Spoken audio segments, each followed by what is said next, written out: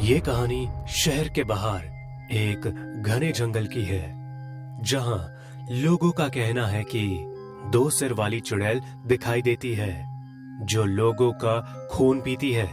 इसीलिए लोग दिन में भी इन जंगलों में जाने से डरते हैं। शुभम और मनदीप फिल्म देखकर घर लौट रहे थे। अरे आज तो मजा ही आ गया। इतने दिनों बाद पिक्चर देखी। क्यों यार, क्या बोलता है? अरे मुझे डर लग रहा है, अब जंगल का रास्ता चालू होगा। वो दो सिर वाली चुड़ैल यहीं जंगल में रहती है। तू पागल है क्या? चुड़ैल होती ही नहीं है, और वो भी दो सिर वाली चुड़ैल। वो तो हो ही नहीं सकती है। अरे यार तू ऐसा मत बोल, बस नीचे देख और चलते रह। अबे यार, तू हमेशा छोटी छोटी बातों पे डर जाता है। सुना, अब भी यही बोलेगा तू? अरे कोई जानवर होगा। तू भी ना बहुत बड़ा वाला बेवकूफ है। शुभम निडर बनकर चलने लगता है और मनदीप उसके पीछे पीछे डरा सहमा चल रहा है। कुछ दूर जाने के बाद पेड़ जोर जोर से हिलने लगे। अरे बिना हवा के ये पेड़ इतने क्यों हिल रहे हैं? शुभम बुरी तरह डर जाता है, हाथ पैर कांपने लगते हैं। भागने की कोशिश करता है, भागते भागते गिर जाता है। अबे क्या हुआ? पेड़ के ऊपर देख। पेड़ के ऊपर दो सिर वाली चुड़ैल थी। अच्छा, मुझे डरा रहा है। चुपचाप चल, मैं डरने वाला नहीं हूं।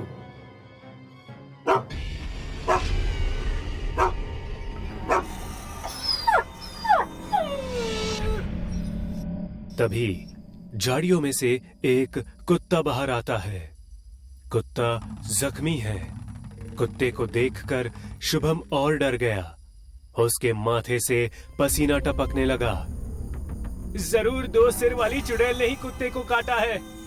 चुप ओए, कोई जंगली जानवर होगा। छोड़, जल्दी निकलते हैं यहाँ से, जंगल बस खत्म ही होने वाला है। दोनों जल्दी जल्दी चलने लगते हैं। पेड़ भी जोर जोर से हिलने लगता है। दोनों की नजर पेड़ के ऊपर बैठी दो सिर वाली चुड़ैल पे जाती है। डर से दोनों भागने लगते हैं। चुड़ैल भी एक पेड़ से दूसरे पेड़ पर छलांग मारती है। चुड़ैल पेड़ से नीचे आ जाती है और अपने हाथ और पांव दोनों से भागने लगती है। अरे ये क्या हो रहा है? भागो! दोनों दोस्त चिल्लाते हुए जंगल पार कर लेते हैं और पीछे देखते हैं, उन्हें दो सिर वाली चुड़ैल नहीं दिखाई देती। मरते मरते बचे हैं आज। जो हादसा शुभम मनदीप के साथ हुआ, वो जल्द ही आग की तरह पूरे शहर में फैल जाता है। जिन्हें दो सिर वाली चुड़ैल पे यकीन तक नहीं था, वो भी शाम होने के बाद जंगल के आसपास भी नहीं जाते थे। शहर में शंकर नाम का एक अपाहिज लड़का रहता था। शंकर को दिन भर लोगों की खरी खोटी सुननी पड़ती थी। अरे कैसा अपाहिज बेटा पैदा किया है तूने, ना कुछ कर पाता है, बस घर पे बैठे बैठे जानवरों की तरह खाता रहता है। ऐसा कोई बोलता है क्या अपने बेटे को? नहीं माँ, बोलने दो। मैं अपाहिज तो हूँ ना। हाँ तू है, कहीं जाके मर क्यों नहीं जाता? भगवान करे वो दो सिर वाली चुड़ैल ही तुझे खा जाए, कम से कम उसका तो पेट भरे। आप भी ना कुछ भी अनाप शराब बोले जा रहे हैं। उस रात शंकर घर से जंगल की तरफ चला जाता है, जहां लोग दिन में भी जाने से डरते हैं। दो सिर वाली चुड़ैल, आजा, मुझे खा ले, मैं यही हूँ, खा ले मुझे। काफी समय हो गया, पर फिर भी कोई नहीं आया।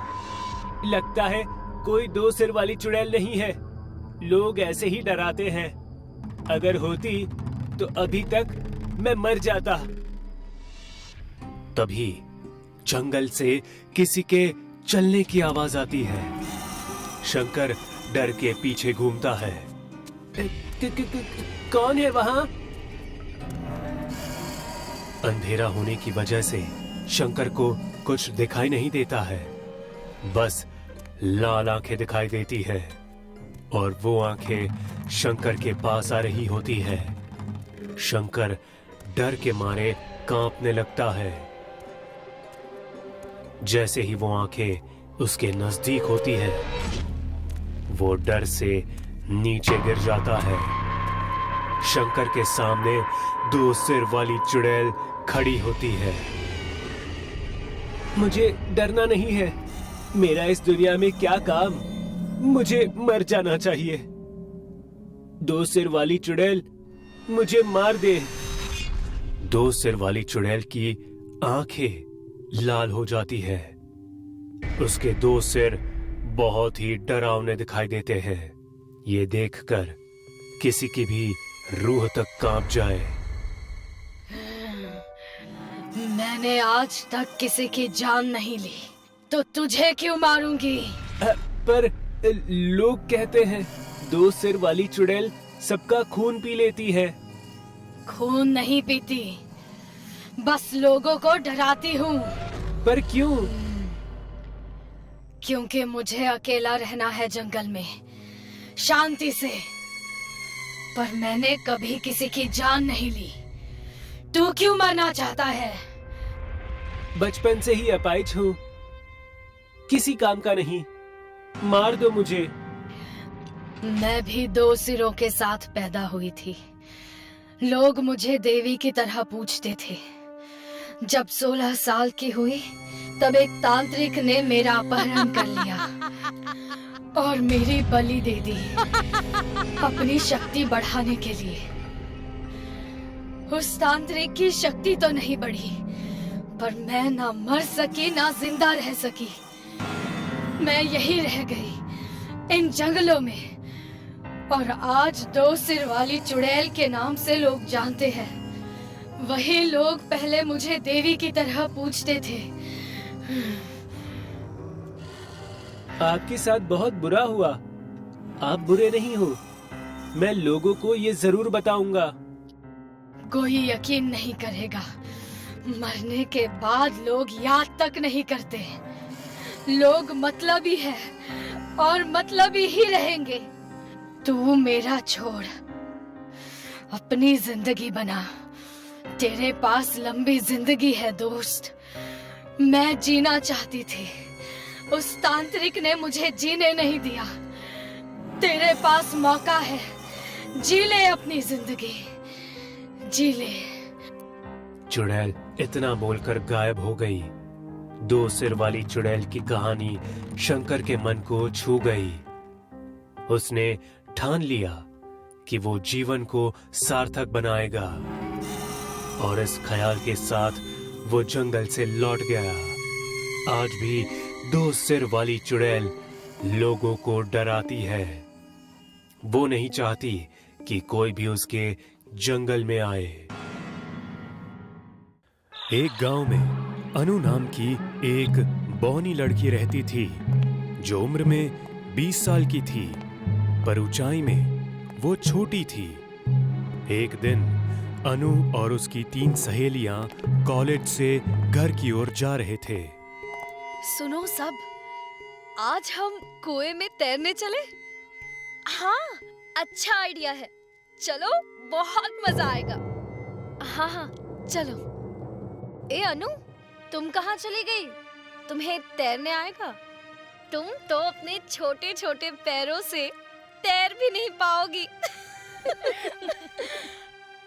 हाँ, और अगर पानी में डूब गई तो बेकार में हमारा नाम खराब हो जाएगा। इससे अच्छा ना तू घर जा और बाल्टी में तैर।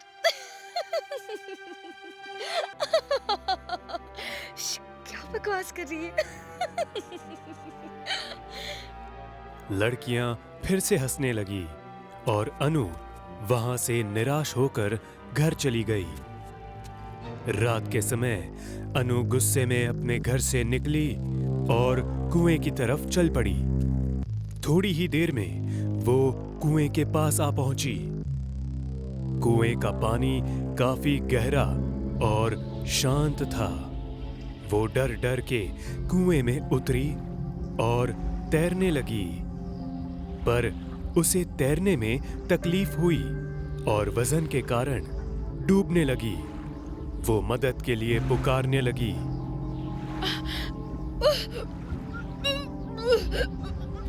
बचाओ, बचाओ, बचाओ, कोई है, कोई है, बचाओ मुझे। पर वहां उसकी आवाज सुनने वाला कोई भी नहीं था। धीरे धीरे उसकी आवाज शांत होने लगी और अनु कुएं में डूब के मर गई। अनु के मरने के बाद बादलों का गरजना शुरू हुआ और अचानक से कुएं में जोर से बिजली आकर गिरी। उस बिजली की वजह से कुएं का पानी उबलते हुए ऊपर आने लगा। पानी पूरी तरह से ऊपर आकर रुक गया और पानी में से अनु की लाश बाहर आई। जैसे ही उसकी लाश ऊपर आई, उस पर बिजली गिरी और उसका पूरा शरीर पानी पर जलने लगा। शरीर पूरा जल जाने के बाद पानी पर खड़ा होकर चलते चलते कुएं के बाहर आ गया। उसने अपनी आंखें खोली तो वो पूरी तरह से लाल हो चुकी थी। अनु का शरीर एक बौनी चुड़ैल का बन चुका था। अब उन सबको दिखाती हूँ कि मुझे तैरना आता है कि नहीं। और वो बौनी चुड़ैल जोर जोर से हंसने लगी।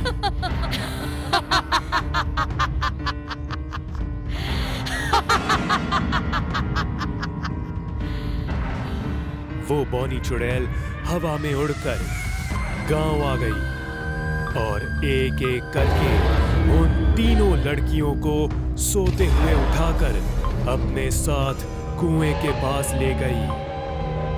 चुड़ैल ने उन्हें जमीन पर लिटाकर खुद कुएं में कूद गई और कुछ देर बाद तीनों लड़कियां होश में आई और अपने आसपास देखने लगी। रेखा, लीला, तुम दोनों, हम यहाँ कैसे आए? मुझे बहुत डर लग रहा है, बहुत डर लग रहा है। चलो यहाँ से चलते हैं। तुम आए नहीं हो, लाए गए हो। एक मिनट, ये आवाज तो कुएं से आ रही है। तीनों ने कुएं में झांक कर देखा तो अंदर अनु आराम से तैर रही थी। अनु, तुम इतनी रात को कुएं में क्या कर रही हो? और अभी वो आवाज किसकी थी? वो सब छोड़ो, अंदर आओ, तैरते हैं। मुझे ये ठीक नहीं लग रहा। चलो घर चले। तीनों लड़कियां जाने लगी। उतने में कुएं से आवाज आई। रुको, वरना सब मारे जाओगे। वो तीनों वहीं रुक गई। कुएं का पानी फिर से ऊपर आने लगा। इस बार वो बौनी चुड़ैल पानी पर खड़ी थी। मैं कहती हूँ अंदर आओ। चुड़ैल को देखकर तीनों बहुत डर गई। लड़कियों को समझ में नहीं आया कि ये हो क्या रहा है। लड़कियों को कुछ समझ नहीं आ रहा था कि आखिर क्या करे। पर आखिर में हिम्मत करके वो पानी में उतरी और तैरने लगी। तुम लोगों ने मेरा मजाक उड़ाया था ना, अब तुम्हें इसकी सजा मिलेगी। तुम लोग इसी कुएं में हमेशा के लिए दफन हो जाओगे। उतना कहकर वो जोर से चीखने लगी। उसके चीखते ही तीनों लड़कियां डरने लगी और अचानक से चुड़ैल के ऊपर बिजली गिरी। बिजली के गिरते ही पानी का उबलना शुरू हुआ। पानी की गर्मी लड़कियों को महसूस होने लगी। वो पानी के बाहर निकलने के लिए तेजी से तैरने लगी, पर पानी बहुत उबल रहा था, इसीलिए उन्हें तैरने में तकलीफ हो रही थी। धीरे धीरे उनका शरीर लाल पड़ने लगा और मांसपेशियां जलने लगी। तीनों मदद के लिए पुकारने लगी, चिल्लाने लगी। बचाओ बचाओ बचाओ बचाओ, यहाँ से कोई है, कोई है। चुड़ैल जोरों से हंस रही थी।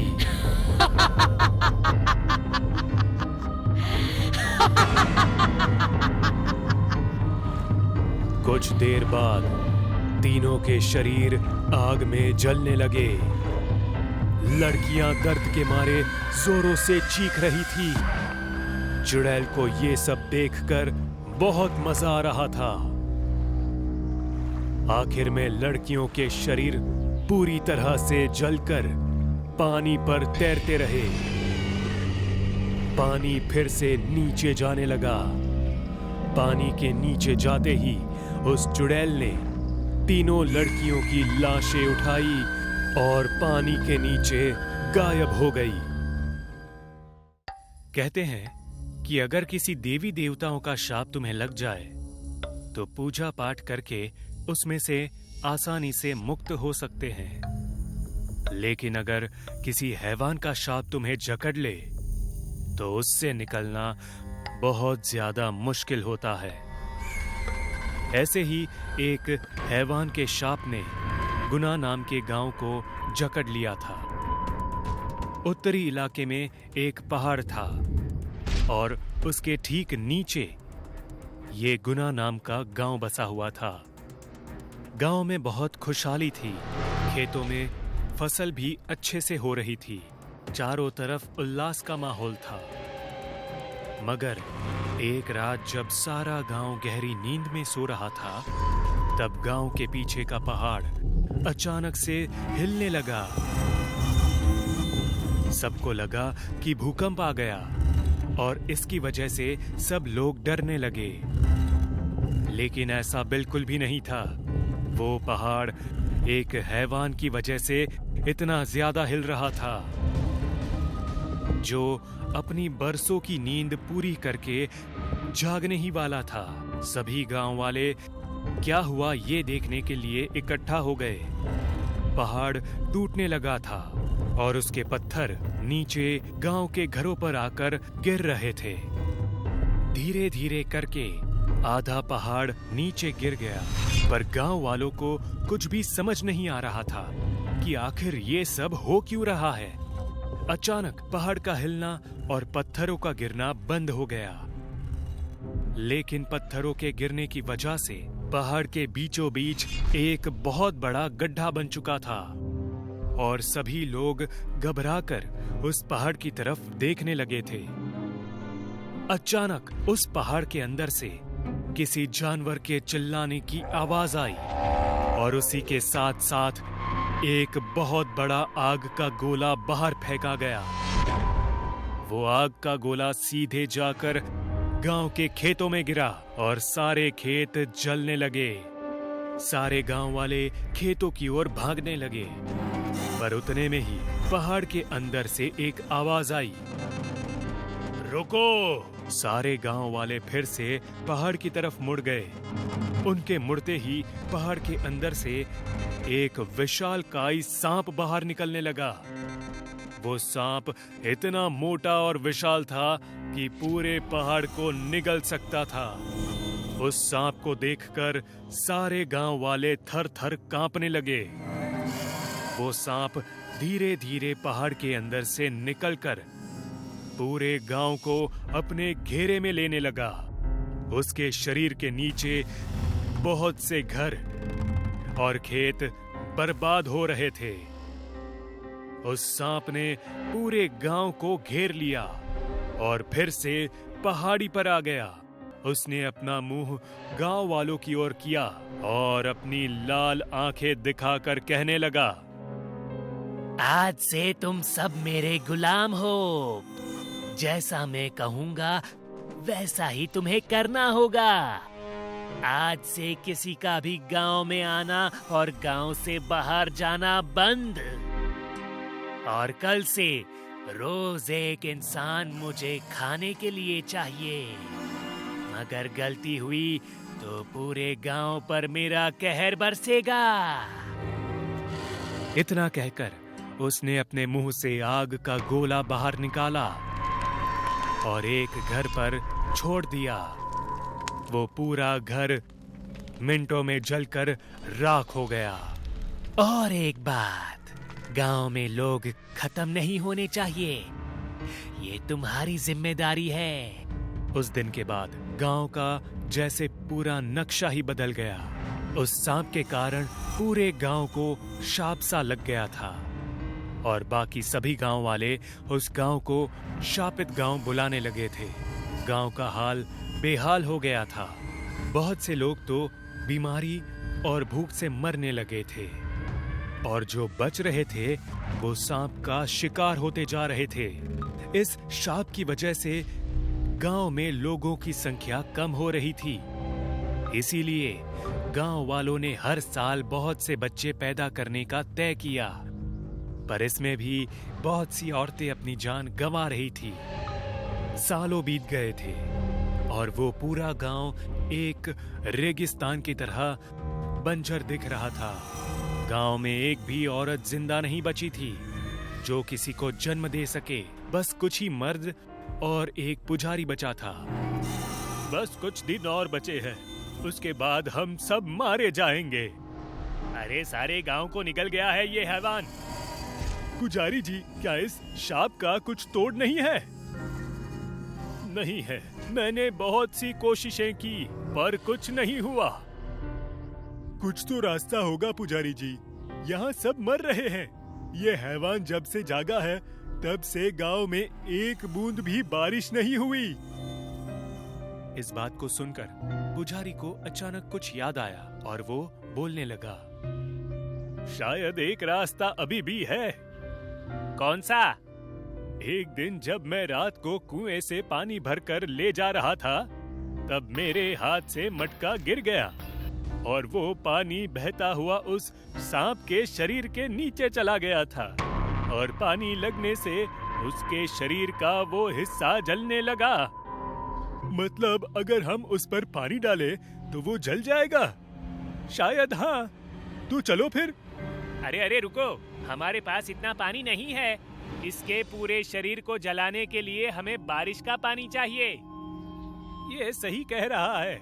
मैं एक यज्ञ करता हूँ और देवी देवताओं से प्रार्थना करता हूँ कि कृपया हमारे गांव पर भी बारिश करे।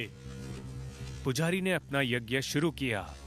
जैसे जैसे यज्ञ आगे बढ़ता गया, आकाश में काले बादल छाने लगे। सभी लोग आशा भरी नजरों से ऊपर देखने लगे।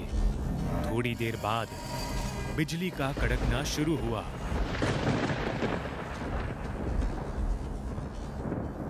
बिजली की आवाज सुनते ही वो हैवान जाग उठा और उसने देखा कि गांव वाले यज्ञ कर रहे थे। वो बहुत गुस्सा हो गया। ये तुम लोग ने ठीक नहीं किया, अब तुम सब के सब मरोगे। वो सांप उस यज्ञ के पास जाने लगा और उसने उस आग का गोला उस यज्ञ में फेंका। उस गोले की वजह से पूरा यज्ञ बर्बाद हो गया, पर आसमान में अब भी बिजली कड़क रही थी। सारे लोग डर कर भागने लगे। वो सांप उन इंसानों को खाने के लिए उनके पीछे जाने लगा, पर इतने में बारिश गिरनी शुरू हुई और देखते ही देखते जोरों की बारिश आने लगी। सांप का पूरा शरीर बारिश के पानी से जलने लगा। सांप दर्द के मारे जोर जोर से चिल्लाने लगा। उसकी ये आवाज सुनकर गांव के सभी लोग डर गए। जलन की वजह से वो सांप पहाड़ के अंदर जाने लगा। उसे जाता देख सभी गांव वाले खुश हो गए। बारिश रुक गई और गुना गांव का शाप हमेशा हमेशा के लिए खत्म हो गया। 5 महीने की प्रेग्नेंट छाया आज बहुत खुश थी, बल्कि उसके पूरे परिवार में सब खुश थे, क्योंकि पहले सोनोग्राफी में छाया और उसका बेबी दोनों ही हेल्दी थे। जॉइंट फैमिली थी छाया की। पति अतुल के अलावा सास ससुर, चाची चाचा, उनके बच्चे सब साथ ही रहते थे और सब छाया की प्रेगनेंसी से बहुत ज्यादा खुश थे। प्रेगनेंसी के बाद से ही चाची रोज रात को अपने हाथ से बना केसर दूध छाया को पिलाती और उसके पेट को सहलाकर आशीर्वाद देती। कुछ दिनों बाद सूर्य ग्रहण लगने वाला था और छाया की मां ने छाया को फोन पर सावधानी बरतने को कहा। छाया बेटा, सूर्य ग्रहण के वक्त गलती से भी घर से बाहर नहीं निकलना, ना ही ग्रहण की परछाई तेरे ऊपर पड़नी चाहिए, क्योंकि ग्रहण गर्भवती महिलाओं के लिए बहुत बुरी होती है। इसमें जादू टोने और बहुत बुरी शक्तियाँ समाहित होती है। भगवान न करे कोई अपशकुन हो जाए। ठीक है माँ, मैं ध्यान रखूंगी। सूर्य ग्रहण के दिन सुबह सुबह जैसे ही ग्रहण लगा, छाया की चाची उसके कमरे में आई और उसके पेट पर कोई लेप लगाते हुए बोली कि ये बच्चे की हिफाजत के लिए है। लेप लगाने के बाद उन्होंने छाया के पेट पर एक काला धागा बांध दिया और साथ ही कुछ बुदबुदा कर फूंक मारकर चली गईं। छाया का 6वां महीना लग गया और छाया अपनी सास और पति अतुल के साथ डॉक्टर के पास गई। सारे चेकअप करने के बाद डॉक्टर के चेहरे पर थोड़ी सी फिक्र नजर आ रही थी। छाया की सास ने पूछा, क्या बात है डॉक्टरनी जी, सब ठीक तो है ना? हमारी बहू और हमारा आने वाला बच्चा ठीक तो है ना? डॉक्टर ने कहा कि पहले सोनोग्राफी करवानी पड़ेगी, उसके बाद ही वो कुछ बता पाएंगी। परेशान सी सास ने अतुल से कहा, बेटा, मुझे बड़ी चिंता हो रही है। आखिर डॉक्टरनी ने क्यों कहा कि पहले सोनोग्राफी होगी, फिर वो कुछ कहेंगे? कहीं कुछ बात तो नहीं? अरे माँ, तुम भी ना क्या परेशान हो रही हो? अरे होगी कोई छोटी मोटी बात। अरे वैसे भी सोनोग्राफी तो करवाना ही था, तो चलो करवा लेते हैं, इसमें क्या टेंशन की बात है? छाया अपने सास और पति के साथ सोनोग्राफी के लिए चली गई। सोनोग्राफी के वक्त उसने पूछा, सब ठीक है ना? मेरा बच्चा तो ठीक है ना? कोई दिक्कत की बात तो नहीं है? बच्चा?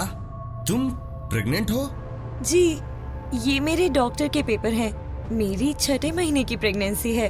लेकिन तुम्हारी सोनोग्राफी में बच्चे जैसा तो कुछ नहीं है। इससे पहले तुमने कहाँ सोनोग्राफी करवाया था? छाया की हालत ऐसी नहीं थी कि वो कुछ कह पाती या सुन पाती। वो बिना कुछ बोले केबिन से लगभग भागती हुई निकल गई। छाया, छाया क्या हुआ? कहाँ भाग रही हो? वो डॉक्टर कुछ अजीब सी बातें कर रहे हैं, मुझे कुछ ठीक नहीं लग रहा है। अतुल सीधा सोनोग्राफी वाले रूम में चला गया जहां डॉक्टर छाया की रिपोर्ट बना रहे थे और उसने पूछा, डॉक्टर साहब, मेरी पत्नी इस तरह भागते हुए क्यों गई? यहाँ सब ठीक तो है ना? डॉक्टर ने अतुल के हाथ में रिपोर्ट देते हुए कहा, जाके अपनी डॉक्टर से बात करो।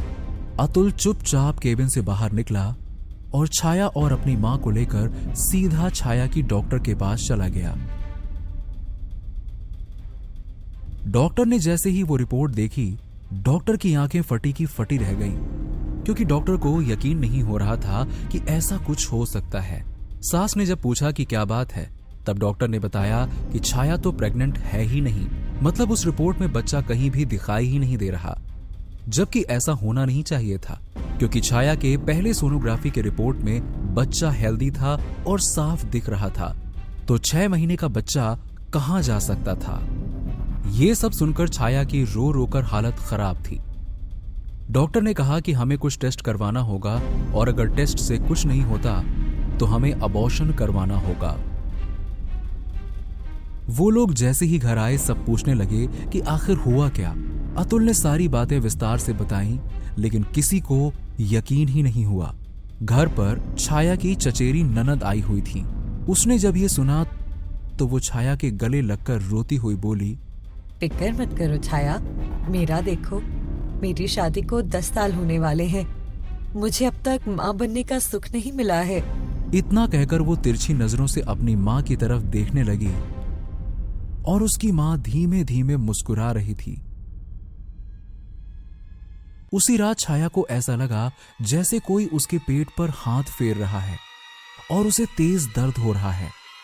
छाया दर्द से छटपटा रही थी और अचानक उसकी आंखें खुली तो उसने देखा उसके बगल में कोई औरत खड़ी है जिसके लंबे लंबे बालों से उसका चेहरा ढका हुआ है और उसने काला लिबास पहन रखा है और वो छाया के पेट पर हाथ फेरते हुए कुछ बड़बड़ा रही है। छाया अपने बगल में लेटे हुए अतुल को उठाने की कोशिश कर रही थी, लेकिन उसके मुंह से आवाज नहीं निकल रही थी और धीरे धीरे करके छाया बेहोश हो गई। अगली सुबह जब छाया की आंख खुली तो उसने देखा कि घर में थोड़ी सी खुशहाली का माहौल लग रहा था। छाया ने जब पूछा तो पता चला कि उसकी चचेरी ननद जो 10 सालों से प्रेग्नेंट नहीं हुई थी वो प्रेग्नेंट हुई है और उसकी प्रेगनेंसी रिपोर्ट पॉजिटिव आई है। छाया को अपनी ननद के लिए बड़ी खुशी हुई। उसी दिन छाया की मां और उसके पापा उससे मिलने आए और छाया अपनी मां से लिपटकर बहुत देर तक रोती रही। तभी छाया की चाची सास ने छाया की मां को मिठाई दी और अपनी बेटी के प्रेगनेंसी की खबर सुनाई। छाया की मां ये सुनकर सोच में पड़ गईं और चाची के जाने के बाद छाया की मां ने अपनी बेटी से पूछा, बेटा, जब से तू प्रेग्नेंट हुई है तब से क्या क्या हुआ है, मुझे सब कुछ बता। क्योंकि उसकी मां के दिमाग में यही घूम रहा था कि जो लड़की शादी के 10 साल बाद तक गर्भवती नहीं हुई, छाया के बच्चे के गायब होने के एक दिन बाद वो कैसे गर्भवती हो सकती है। छाया ने सारी बातें बताईं। छाया की मां के दिमाग में ग्रहण के दिन चाची की हरकत अटक गई। छाया की मां ने उसकी सास से बात की। समधन जी, मेरी मानिए तो डॉक्टर तो ठीक है, एक बार और ओझा तांत्रिक से भी मदद लेनी चाहिए। कई बार कुछ चीजें ऐसी होती है जो हम समझ नहीं पाते। हम छाया को हमारे गुरुजी के पास ले जाते हैं। लेकिन छाया की सास और उसके पति अतुल दोनों ने ही इस बात का विरोध किया। लेकिन छाया ने अपना बच्चा खोया था और वो हर वो चीज करने को तैयार थी जो एक माँ अपने बच्चे के लिए करती है। छाया ने चुपके से रात में अपनी माँ को फोन किया और बोली, माँ, आप गुरुजी के बारे में बात कर रही थी। बेटा, गुरुजी हमारे घर की सारी चीजें करते हैं, एक बार मेरी मान तो तू, उनसे मिल ले। छाया ने घड़ी में समय देखा तो रात के 10 बज रहे थे। छाया बोली, माँ, मैं अभी आ रही हूँ। मैं आधे घंटे में आपसे गुरुजी के आश्रम के बाहर मिलती हूँ, आप ही वहीं आइए। अकेली रात में छाया चुपचाप अपने घर से बाहर निकल गई। छाया की माँ ने पहले ही गुरुजी से बात कर ली थी और जल्द ही छाया और उसकी माँ को गुरुजी के कक्ष में पहुंचा दिया गया, जहां छाया को देखते ही गुरुजी बोले, अपशगुन, इस लड़की के गर्भ पर अपशगुन का फेरा है जो तंत्र के माध्यम से होता है। ये सुनकर छाया हाथ जोड़कर बोली, कुछ कीजिए गुरुजी, कुछ कीजिए, मेरे बच्चे को बचाइए, कल मेरा अबॉर्शन करवाने वाले हैं। तू चिंता मत कर। उसके बाद गुरुजी ने एक छोटी सी पोटली छाया के हाथों में पकड़ा दी और बोले, इसे ले जा और कल सुबह इसे उस लड़की को खिला देना जो गर्भवती हुई है। उसके बाद मैं आकर सब संभाल लूंगा। छाया चुपचाप वो पोटली लेकर आई और अगली सुबह सबके नाश्ते के साथ अपनी चचेरी ननद के लिए खासकर केसर का दूध बनाकर उसमें गुरुजी की दी हुई पोटली से चूर्ण मिलाकर बोली, दीदी, ये केसर दूध आपके लिए। कहते हैं केसर का दूध पीने से बच्चा गोरा चिट्टा होता है। उसकी ननद ने वो दूध पी लिया। उसने जैसे ही उस दूध को पिया वो चिल्लाने चीखने लगी और अपनी माँ से बोली, माँ, कुछ करो वरना मैं मर जाऊंगी। इस छाया ने मुझे दूध में मिलाकर कुछ पिलाया है, ये जलती है मुझसे, मेरी प्रेगनेंसी से जलती है। छाया की चाची सास उसके बाल पकड़कर पूछने लगी कि आखिर उसने ऐसा क्या किया है। तभी छाया की माँ गुरुजी को लेकर उसके घर में दाखिल हुई और गुरुजी मंत्र पढ़ते हुए उसके ऊपर कुछ छिड़कने लगी। छाया की चचेरी ननद बेहोश होकर गिर गई और उसके पूरे शरीर से सफेद धुआं सा निकलने लगा और वो धुआं निकलकर छाया के भीतर समाने लगा और कुछ ही देर बाद वो पूरा धुआं छाया के भीतर समा गया और वहां सब कुछ शांत हो गया। किसी के समझ में नहीं आया कि आखिरकार ये हुआ क्या। गुरुजी ने अतुल से कहा, ले जा अपनी पत्नी को और फिर से डॉक्टर की जांच करवा। अतुल बिना कुछ बोले छाया को लेकर गया और तकरीबन 1 घंटे बाद जब अतुल आया तो वो हैरानी से बोला, छाया प्रेग्नेंट है, 6 मंथ का बेबी है और बेबी बिल्कुल हेल्दी है। ये सब सुनकर सब हैरान रह गए और छाया की चाची सास इधर उधर नजरें छुपाने लगी और छाया की सास बोली, ये सब क्या था? गुरुजी बोले, ये सब कुछ अपशगुन तंत्र था जो तेरी इस जेठानी ने किया था। सगी बेटी मां नहीं बन पा रही थी, इसने तंत्र की मदद से तेरी बहू का कोख चुराकर अपनी बेटी के भीतर डाल दिया, जिससे तेरी 6 महीने की गर्भवती बहू के गर्भ से बच्चा गायब हो गया और उसकी बेटी गर्भवती हो गई। ये सब सुनकर सब नफरत से चाची की तरफ देखने लगे।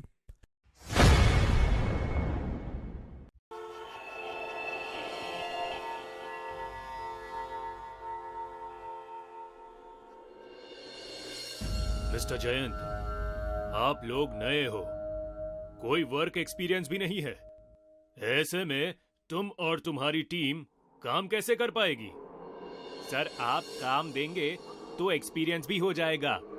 हमें बस आपके भरोसे की जरूरत है।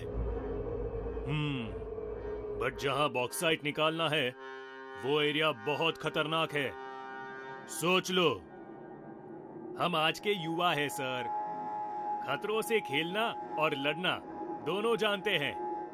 आप काम देकर तो देखिए, हम आपको बॉक्साइट निकाल कर ही देंगे। I like your confidence. Okay then mister Jayant, ये प्रोजेक्ट तुम्हारा हुआ। तुम्हें कल ही अपनी टीम के साथ रामपुर के जंगलों के लिए निकलना होगा। वहां बॉक्साइट निकालने के लिए कितनी मशीनरी लगेगी, मुझे उसकी पूरी रिपोर्ट चाहिए। Understood? Thank you very much sir, thank you very much. Good luck.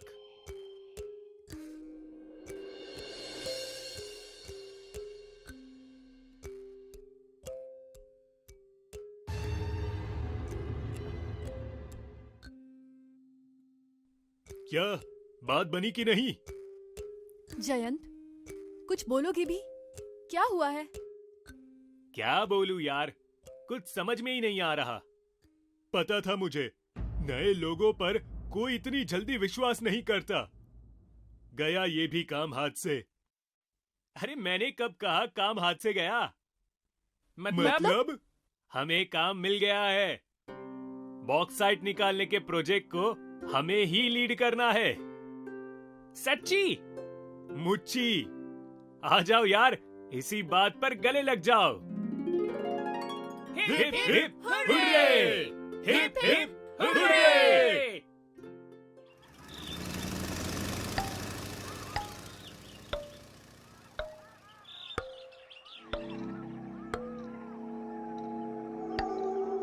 मेरे ख्याल से हमें टेंट यही गाड़ देना चाहिए।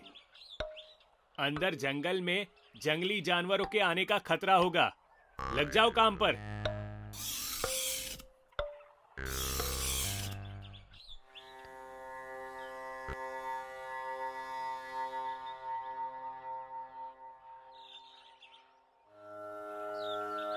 दोस्तों, इस मैप के अनुसार बॉक्साइट 5 किलोमीटर के दायरे में ही होना चाहिए और हमें उसी के अंदर खुदाई करवानी पड़ेगी। अच्छा, शुरुआत कहां से करनी है हमें? डिटेक्टर जहां जहां सिग्नल दिखाएगा वहां हम निशान लगाते चले जाएंगे। उसके पास यहां की भौगोलिक स्थिति को देखकर कितनी मशीनरी चाहिए उसकी डिटेल्स बॉस को भेज देंगे। बस फिर मशीनरी आते ही कहीं से भी शुरू कर देंगे। चलो।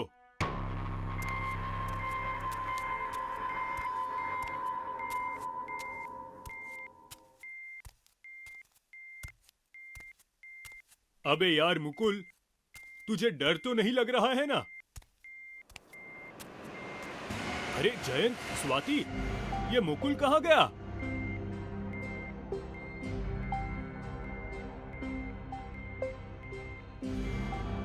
अरे अभी तो हमारे साथ ही चल रहा था, ऐसे अचानक कहाँ गायब हो गया? मुकुल! मुकुल! मुकुल, कहाँ हो तुम? मुकुल! यहाँ भी नहीं है। आखिर ये गया कहाँ? आसमान निगल गया या ये जंगल? मेरी तो कुछ समझ में नहीं आ रहा। कहीं वो हमारे साथ छुपन छुपाई तो नहीं खेल रहा? कैसी बात कर रहे हो प्रमोद? हम यहाँ काम करने आए हैं या छुपन छुपाई खेलने? बचाओ! बचाओ! ये तो मुकुल की आवाज है। आवाज उस झाड़ी के पीछे से आ रही है। बचाओ! बचाओ! ओह गॉड, ये तो नरभक्षी है। हमें मुकुल को बचाना होगा। पागलों जैसी बात मत करो स्वाति। देख नहीं रही हो उन्हें? कैसे मुकुल को जिंदा ही खा रहे हैं। ऐसे नरभक्षियों के सामने जाना भी मौत को दावत देने जैसा है। तो क्या हम अपने दोस्त को ऐसे ही मरने देंगे? और कोई चारा भी नहीं है। हमें तो ये भी नहीं पता कि इन दो के अलावा यहाँ और कितने नरभक्षी हैं। अगर बाकी भी आ गए तो हमारी हड्डियां भी नहीं बचेगी। यहाँ से भाग निकलने में ही हमारी भलाई है। ओह गॉड, उसने हमें देख लिया है। भागो! प्रमोद, जयंत और स्वाति तेजी से भाग रहे थे। नरभक्षी एक डरावनी आवाज निकालकर उन्हें दौड़ा रहा था। भागते भागते एक झाड़ी में तीनों जाकर छुप जाते हैं। तभी एक नरभक्षी आकर उन्हें ढूंढता है। प्रमोद, जयंत और स्वाति बुरी तरह से डरे हुए थे। वे झाड़ियों के बीच से उसे देख रहे थे। तभी दूसरा नरभक्षी वहां आ जाता है। फिर वे वहां से चले जाते हैं। उनके जाते ही तीनों राहत की सांस लेते हैं। अंधेरा होने से पहले हमें यहाँ से निकलना होगा। अरे दिमाग खराब हो गया है क्या तुम दोनों का? बॉक्साइट की मैपिंग किए बिना हम यहाँ से नहीं जा सकते। अगर चले गए तो ये काम भी हाथ से निकल जाएगा। अरे दिमाग हमारा नहीं, तेरा खराब हो गया है जयंत, जो यहाँ रुकने की सोच रहा है तू। अरे जब जिंदा ही नहीं बचेंगे तो कैसा बॉक्साइट, कैसा प्रोजेक्ट? अगर जिंदा रहेंगे तो ऐसे और कई काम मिल जाएंगे। हाँ जयंत, हमें यहाँ से जाना होगा। वैसे भी ये जंगली नरभक्षी लोग सदियों से यहाँ रहते आ रहे हैं। उन्हें पता है जंगल में कैसे रहा जाता है।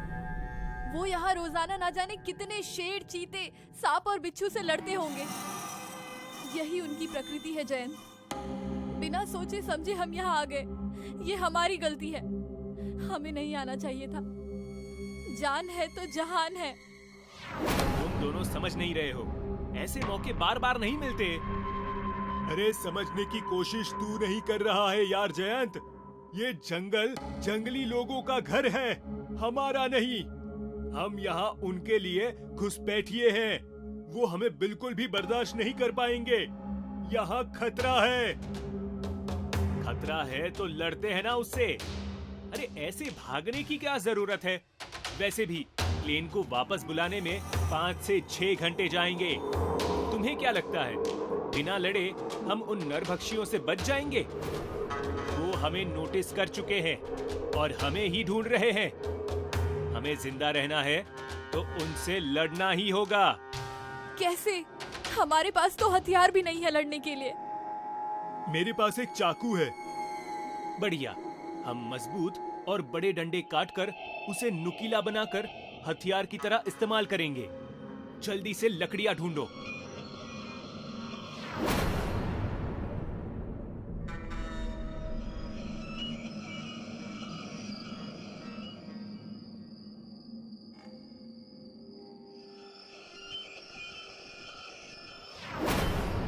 तुम्हें विश्वास है ना कि हम इन नुकीले डंडों से उन नरभक्षियों से लड़ पाएंगे? अरे मैंने हॉलीवुड की एक फिल्म में देखा था।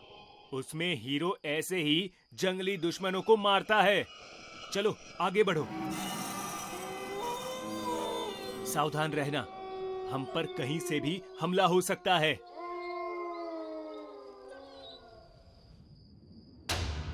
तभी ऊपर पेड़ पर बैठा नरभक्षी जंप करके प्रमोद पर हमला कर देता है। वो प्रमोद को दांत से काटने की कोशिश करता है। तभी प्रमोद डंडा सामने करता है, जिससे नरभक्षी का मुंह डंडे में फंस जाता है और जयंत, स्वाति उसे डंडे से खूब मारते हैं, पर उसे कुछ असर नहीं होता। तभी जयंत को मोटी लकड़ी नजर आती है। वो लकड़ी उठाकर नरभक्षी के गाल पर कसकर मारता है। नरभक्षी लड़खड़ाते हुए दूर जा गिरता है। उठ! तभी नरभक्षी भी उठ जाता है और जयंत पर टूट पड़ता है। जयंत नुकीला डंडा उसके शरीर में डसने की कोशिश करता है, पर नरभक्षी डंडे को जयंत से छीनकर तोड़ देता है और जयंत के पेट में अपना हाथ घुसेड़ देता है। जयंत वहीं पर मर जाता है। जयंत! जयंत! नरभक्षी जयंत के पेट से हाथ निकालकर स्वाति की ओर बढ़ता है। तभी पीछे से प्रमोद नरभक्षी की पीठ में नुकीला डंडा घुसेड़ देता है। नरभक्षी पीछे मुड़कर प्रमोद को मारने ही वाला होता है कि तभी स्वाति भी उसकी पीठ में दूसरा डंडा घुसेड़ देती है। नरभक्षी चिंगारते हुए जमीन पर गिर जाता है। वहां से प्रमोद और स्वाति भागते हैं और फिर स्वाति पत्तियों के ढेर के सामने खड़ी हो जाती है। वहीं प्रमोद एक पेड़ के पीछे छिप जाता है। तभी दूसरा नरभक्षी स्वाति के सामने आ जाता है। वो स्वाति के ऊपर जंप करके हमला करता है। तभी स्वाति पीछे हो जाती है और दूसरा नरभक्षी पत्तियों के ढेर में गिर जाता है, जिसके नीचे बड़ा गड्ढा होता है। उसके गिरते ही प्रमोद पेड़ पर बड़ी रस्सी को काट देता है, जिसके बाद ऊपर से बहुत सारी नुकीली लकड़ियां दूसरे नरभक्षी के ऊपर आ गिरती है, जिससे वो वहीं मर जाता है। प्रमोद और स्वाति उसे देखते हैं।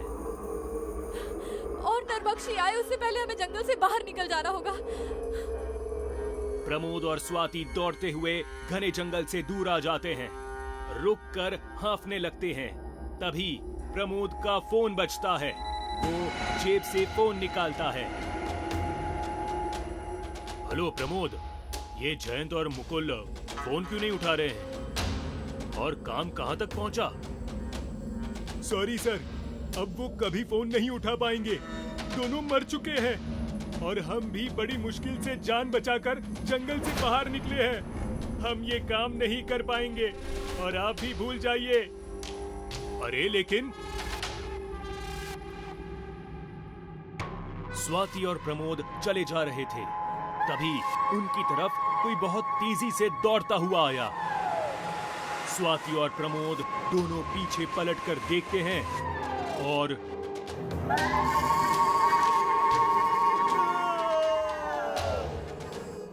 माया एक ऐसा शब्द है जिसमें अगर कोई एक बार फंस जाए तब उससे बाहर आने की कोशिश में वो ना जाने कितनी ही चीजें गवा चुका होता है।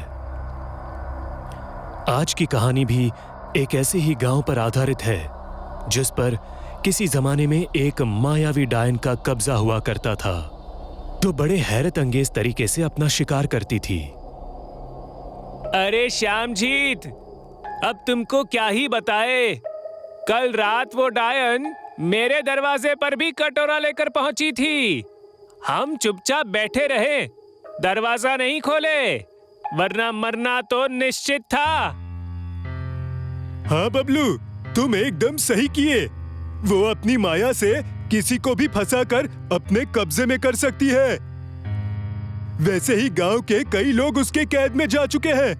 अब मेरे बारे में तो तुम्हें पता ही है, तुम्हारी भाभी अनुपमा की डिलीवरी है, तो वो भी मायके गई है। ऐसे में तो और सतर्क रहना पड़ेगा। हाँ यार, अच्छा ही है। वैसे भी इस माहौल में गर्भवती औरत का इस गांव में होना ठीक नहीं। अब क्या ही बताए, ये गांव तो अब गांव कम शमशान ज्यादा लगता है। लेकिन एक बात बताओ मुझे, वैसे मैं तो काफी समय से शहर में था, तो मुझे इसके बारे में अब तक पूरी जानकारी नहीं मिली है। ऐसा क्या खास है इस डायन में जो लोग इससे इतना खौफ खाते हैं? अच्छा, तो तुमको अब तक वो कहानी नहीं पता? गांव का बच्चा बच्चा उस मायावी डायन के बारे में जानता है। बताओ यार, क्या कहानी है? अब अगर तुम इस कहानी से अनजान हो तो अनजान ही बने रहो। जानकार बनना ज्यादा खतरनाक है। ये पहेलियों में मुझसे बात मत करो, साफ साफ बताओ क्या कहानी है। देखो, शाम ढलने की कगार पर है। घर पहुंचकर इत्मीनान से बताऊंगा। अभी बताना सही नहीं है। कैसे डरपोक इंसान हो यार, अभी रास्ता भी लंबा है, बात करने को कुछ है ही नहीं। इसी सहारे रास्ता भी कट जाएगा जल्दी से। चलो बताओ अब।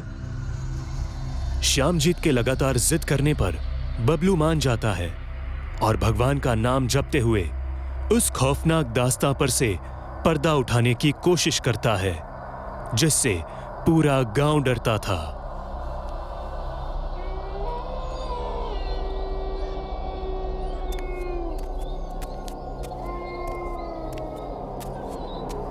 देखो, अब तुम्हारे जिद करने पर मैं बताने को तैयार तो हूं, लेकिन एक बात याद रखना, अगर रास्ते में किसी भी समय कोई भी चहल पहल महसूस हो तो भूल कर भी पीछे नहीं पलटना और ना ही किसी भी आवाज का पीछा करना।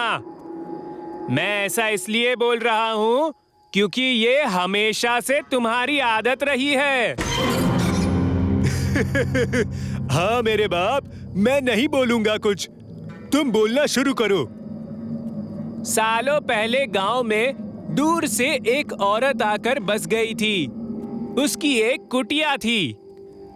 दिन में वो एक आम बुढ़िया जैसी ही थी, लेकिन रात ढलते न जाने कौन सा चमत्कार हो जाता कि वो बदसूरत सी दिखने वाली बुढ़िया एक खूबसूरत अप्सरा में बदल जाती और पूरे गांव में लालटेन लिए भटकती। उसका असली मकसद होता था भटकते हुए नौजवानों को उनके घर तक पहुंचाना या किसी राहगीर का हमसफर बनना, लेकिन ये बस उसकी माया थी। असल में उसको किसी के प्रति कोई हमदर्दी नहीं थी, बल्कि वो इसी बहाने नजर रखती थी और भटकते हुए इंसान को अपनी कुटिया के पास ले आती और गाड़ देती। बहुत खूब, लेकिन एक बात बताओ, वो कोई गांव की भी महिला तो हो सकती है, जरूरी थोड़ी है कि वो वही डायन हो। ये बात भी एकदम ठीक बोली तुमने, लेकिन इसकी भी अपनी पहचान है। वो औरत कभी भी तुम्हारी आंखों में नहीं देखेगी, वो बस अपनी माया रचेगी और अगर शुरुआत की आधी मिनट में तुम उसके जाल में फंस गए तब तुम्हें भगवान भी नहीं बचा सकते। बबलू श्यामजीत को उस खौफनाक कहानी के बारे में बताता है और साथ ही साथ अब वो जंगल के किनारे पर भी पहुंच जाते हैं, लेकिन तभी उनकी पीठ पीछे से किसी छोटे बच्चे की रोने की आवाजें आती हैं। मुझे लगता है उस मायावी डायन ने हमें देख लिया है। जल्दी भागो अब यहाँ से। ये तुम कैसी बातें कर रहे हो बबलू? कोई बच्चा जंगल में खो गया है और अपने माता पिता के लिए रो रहा है और तुम यहाँ से कायरों की तरह भागने की बातें कर रहे हो। किसी ने सही ही कहा है, जब नसीब में जिंदगी का अंत होता है तब इंसान की बुद्धि भ्रष्ट हो जाती है और यही अभी तुम्हारे साथ हो रहा है। अगर अभी नहीं भागे तो मेरे दोस्त अब मुलाकात तुम्हारी कब्र पर ही होगी।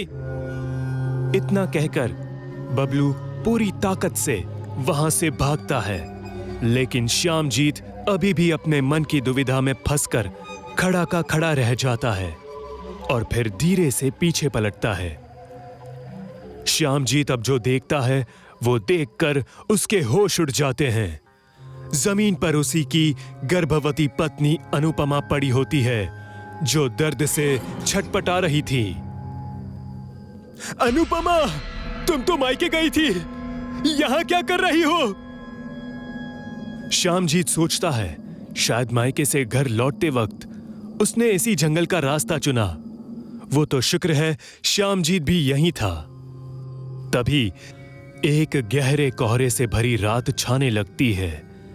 श्यामजीत अनुपमा की आंखों में बार बार देखकर उससे हिम्मत रखने को कह रहा था, पर वही हुआ जिसका डर था। अनुपमा बार बार श्यामजीत की तरफ देखने से बच रही थी, ठीक वैसे जैसे बबलू ने उस मायावी डायन की कहानी में बताया था। तभी श्यामजीत उस बच्चे के रोने की आवाज पर गौर करता है। अचानक से उसके मन में ख्याल आता है कि अगर बच्चा पेट में है तो उसके रोने की आवाज कैसे सुनाई पड़ रही है। इतना सोचने के साथ ही उसके ठीक अपने सामने एक कुटिया नजर आती है। अब तक श्यामजीत को सब समझ आ चुका था कि ये अब उसके साथ क्या हो रहा है। ये महज एक माया है जिसमें वो फंसकर रह गया है और जिंदगी के आखिरी समय में पहुंच गया है। श्यामजीत तुरंत वहां से भागने के लिए उठता है कि तभी अनुपमा उसका हाथ पकड़ लेती है और वो बुढ़िया भूतनी यानी मायावी डायन में बदल जाती है, जिसके इर्द गिर्द जादू की छवि प्रकट होने लगती है। अचानक श्यामजीत जमीन के अंदर धंसने लगता है और तेज खींचता हुआ जमीन में जिंदा दफन हो जाता है। बबलू ने सबसे बड़ी भूल ये कर दी थी कि उसने समय और जगह नहीं देखी। उसने ये कहानी तभी सुनाई जब वो उस मायावी डायन के कुटिया के करीब से गुजर रहे थे। आज भी उस गांव का जंगल उसी मायावी डायन के दहशत से कांपता है, क्योंकि इंसान एक बार मौत से बच जाए, लेकिन माया से बचना इंसान की फितरत में नहीं।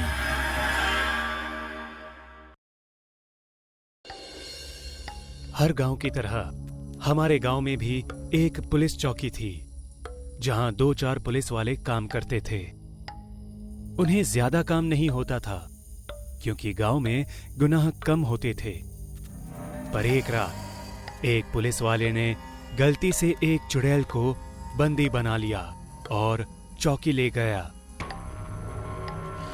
उसके बाद सारे पुलिस वालों पर चुड़ैल का कहर बरसा।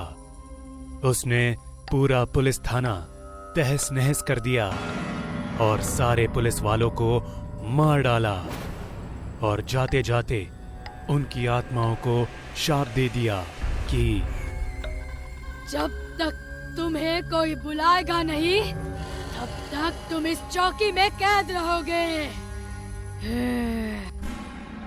गांव वालों को लगा कि वो पुलिस चौकी बंद हो गई, लेकिन ऐसा नहीं था। वो भूतिया पुलिस बरसों से किसी के बुलाने का इंतजार कर रहे थे। रात के समय एक शराबी नशे में चौकी की तरफ आ रहा था। वो चौकी के नजदीक आया और सीढ़ियों पर गिर गया। उसके आते ही चौकी के अंदर लाइट चालू हो गई और दरवाजा खुल गया। शराबी ने देखा कि अंदर एक शराब की बोतल थी। वो उसे लेने के लिए अंदर भागा और दरवाजा बंद हो गया। शराबी ने बोतल उठाई और जल्दी से पीने लगा। पूरी बोतल खत्म करने के बाद उसने अपनी चारों तरफ देखा तो वो डर गया।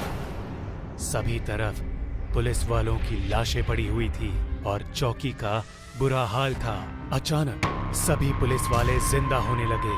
ये सब देखकर शराबी और भी डर गया। सभी पुलिस वालों ने शराबी को घेर लिया। उनमें मोटा, छोटा और लंबा ये 3 पुलिस वाले थे। उन पुलिस वालों की हालत बहुत भयानक थी। सबके कपड़े फटे हुए और शरीर सड़ चुके थे। डरना बंद करो। अगर हम जैसा कहते हैं वैसा करोगे तो तुम्हें ढेर सारी शराब पीने को मिलेगी। हमें बाहर जाकर गांव में चोरी करनी होगी और उसके बाद गांव वाले हमें बुलाएंगे। फिर तो तुम मुझे जेल में डाल दोगे ना? नहीं नहीं, ऐसा नहीं होगा। अब जाओ। अगर तुमने भागने की कोशिश की तो तुम्हें पकड़ के जेल में डाल के बहुत मारेंगे। चौकी का दरवाजा खुला और शराबी बाहर भाग गया। शराबी के जाते ही छोटा पुलिस वाला उसके पीछे भागने लगा, पर दरवाजे में जाते ही उसे शौक लगा और अंदर गिर गया। क्या ये हमें बाहर निकालेगा? वो डरा हुआ है, वो जरूर हमारा काम करेगा। शराबी डरता भागता हुआ गांव में आया और एक घर में घुसने लगा। घर में अंधेरा था। वो खिड़की से अंदर गया और चोरी करने लगा। उसकी आवाज से घर वाले जाग गए। यहाँ पुलिस चौकी में बहुत सालों बाद फोन बजा। हेलो, हमारे यहाँ चोर घुसा है, आप जल्दी आइए। लंबे पुलिस वाले के फोन रखते ही चौकी का दरवाजा खुला। छोटे पुलिस वाले ने बाहर कदम रखा तो उसे कुछ नहीं हुआ। उसे देखकर सारे पुलिस वाले खुशी से दौड़कर बाहर आ गए। अब हम आजाद हो गए। अब चलो गांव वालों की नींद हराम करते हैं। और वो तीनों जोर जोर से हंसने लगे। तीनों पुलिस वाले चोरी वाले घर के बाहर पहुंचे और दरवाजा खटखटाया। एक आदमी ने जैसे ही दरवाजा खोला, मोटे पुलिस वाले ने उसे लात मार के अंदर गिरा दिया। तीनों पुलिस वाले अंदर घुस गए। उस भूतिया पुलिस को देखकर वो आदमी और उसकी बीवी बहुत डर गए। वो शराबी घर के एक कोने में बंधा हुआ था। वो आदमी और औरत चिल्लाते हुए घर में यहाँ वहाँ भागने लगे। मोटे पुलिस वाले ने छोटे पुलिस वाले का सिर उठाकर आदमी के पीठ पर दे मारा और जोर जोर से हंसने लगा। छोटे पुलिस वाले ने भी मोटे पुलिस वाले का सिर उठाकर औरत पर दे मारा। आदमी और औरत दोनों ही नीचे गिर गए। लंबे पुलिस वाले ने अपनी गर्दन लंबी की और दोनों को उसमें जकड़ लिया। इतनी बरसों की तड़प थी, आज पूरी हो गई। इतना कह के उसने अपनी गर्दन से उन दोनों को दबाना शुरू कर दिया। दोनों ही दर्द के मारे जोरों से चिल्लाने लगे। उनके मुंह और कान से खून बहने लगा और धीरे धीरे उनकी मौत हो गई। उनके मरने के बाद उस पुलिस वाले ने गर्दन की पकड़ ढीली कर दी और वो दोनों नीचे गिर गए। तुम दोनों अपना अपना सिर वापस लगा लो, और भी घर बचे हैं। जैसा तुमने कहा था वैसा मैंने किया। अब मुझे शराब देकर जाने दो। जरूर जाने देंगे। इतना कहकर वो छोटा पुलिस वाला उस शराबी के पास गया और उसका सिर उखाड़ने लगा। शराबी की गर्दन से खून बहने लगा और दर्द के मारे उसकी आवाज भी नहीं निकल पा रही थी। उस पुलिस वाले ने उसका सिर उखाड़कर अपने शरीर पर लगा लिया। मुझे अपना चेहरा पसंद नहीं था। इतने में उस मोटे पुलिस वाले का सिर उड़ता हुआ आया और बोला, मुझे भी अपना शरीर पसंद नहीं। उस मोटे पुलिस वाले ने अपना सिर उसके शरीर पर चिपका दिया। तीनों पुलिस वाले घर से बाहर निकले और गांव के बीचों बीच खड़े होकर चिल्लाने लगे, चोर चोर, भागो भागो, चोर चोर, भागो भागो, चोर चोर, भागो भागो। उनकी आवाज सुनकर बहुत से लोग बाहर आए और उन पुलिस वालों को देखकर डर गए। आज इस पूरे गांव को ही खत्म कर देते हैं। इतना कह के वो तीनों पुलिस वाले गांव वालों पर टूट पड़े और सभी को एक एक करके मारने लगे। एक गांव में एक डॉक्टर था जो बहुत ही अच्छा इलाज करता था। गांव का हर एक आदमी उसी के पास अपना इलाज करवाने के लिए जाता था। गांव में ही उसका छोटा सा क्लिनिक था। एक दिन भोजा नाम का एक आदमी अपनी बीवी को जख्मी हालत में डॉक्टर के क्लिनिक पर ले आया। उसकी बीवी का एक्सीडेंट होने के कारण बहुत खून बह रहा था और वो मरने की कगार पर थी। डॉक्टर साहब, मेरी बीवी को बचा लीजिए, बहुत खून बह रहा है इसका। क्या हुआ इसे? इतना खून क्यों बह रहा है? साहब, हम कुछ सामान खरीदने के लिए मार्केट जा रहे थे, तभी पीछे से एक गाड़ी बहुत तेजी से आई और हम दोनों से टकरा गई। मुझे ज्यादा चोट नहीं आई, पर इसका बहुत खून बहने लगा, इसलिए मैं जल्दी से इसे आपके पास लेकर आया। आप कुछ कीजिए डॉक्टर साहब, आप कुछ कीजिए प्लीज। अरे अरे, तुम शांत हो जाओ और रोना बंद करो, मैं देखता हूँ। डॉक्टर ने भोजा की बीवी का इलाज करना शुरू कर दिया। भोजा बहुत ही घबराया हुआ था। डॉक्टर ने जैसे तैसे खून का बहना रोक दिया और जल्दी से भोजा के पास आया। देखो भोजा, मैंने खून को तो रोक दिया है, पर इसका पूरा इलाज यहाँ नहीं हो पाएगा। तुम्हें इसे शहर ले जाना होगा और बड़े अस्पताल में इसका इलाज करवाना होगा। साहब, हमारे पास इतने पैसे नहीं है, और अगर शहर ले जाते वक्त इसे कुछ हो गया तो? बात को समझो, यहाँ मेरे पास इतने साधन नहीं है कि मैं इसका इलाज कर सकूं, और अगर इसे यही रखा तो शायद इसकी जान को भी खतरा हो सकता है। पर मैं इतने पैसे कहाँ से लाऊं साहब? मैं बहुत ही गरीब इंसान हूँ। ये लो, ये कुछ पैसे रखो। जब तुम्हारी बीवी ठीक हो जाए तो बाद में मुझे लौटा देना। अब जाओ, जल्दी करो, इसकी हालत बिगड़ रही है। डॉक्टर ने दिए हुए पैसे लेकर भोजा अपनी बीवी को शहर ले जाने के लिए निकल पड़ा, पर गाड़ी में जाते जाते आधे रास्ते में ही उसकी मौत हो गई। भोजा वहीं अपने बीवी के पास जोर जोर से रोता रहा। उसी रात डॉक्टर जब अपना क्लिनिक बंद करके घर जाने की तैयारी कर रहे थे, तभी उन्हें बाहर से किसी ने आवाज दी, डॉक्टर साहब। इतनी रात को बाहर से आवाज आने के कारण डॉक्टर चौंक गए। उन्होंने बाहर जाकर देखा तो एक पल के लिए वो डर गए। अंधेरे में कोई कुर्सी पर बैठा हुआ था। उसका चेहरा नहीं दिख रहा था, पर शरीर से वो एक आदमी जैसा लग रहा था। डॉक्टर ने उसे आवाज दी, कौन है? वो आदमी कुछ नहीं बोला। डॉक्टर और भी डर गए। डर की वजह से वो 2 कदम पीछे चले गए। मैं पूछता हूं, कौन है वहां? क्या चाहिए तुम्हें? अगर तुम चोरी के इरादे से आए हो तो चले जाओ यहां से, वरना मैं पुलिस को बुलाऊंगा। अचानक उस शांति को चीरते हुए एक आवाज आई, मैं चोर नहीं, भोजा हूं। भोजा, तुम हो? अरे मैं तो डर ही गया था। लेकिन तुम यहां क्या कर रहे हो? तुम्हारी बीवी कैसी है? मेरी बीवी मर गई साहब।